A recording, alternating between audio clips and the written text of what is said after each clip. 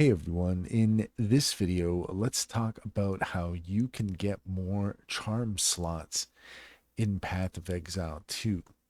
In order to do so, here we are in Path of Exile 2, and if you open up your inventory, you will see here in the center of the screen that you can have up to 3 different charms attached to your character. So, how do you get more charm slots? Well, the answer is in the belt.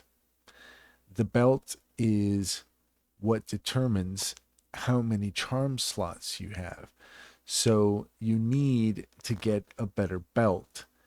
And at some point, you'll find belts that have 3 charm slots, and that's when you can start to add more charm slots to your character. And that's all there is to it. If you found this video helpful, please leave a comment and like and subscribe for more helpful tips.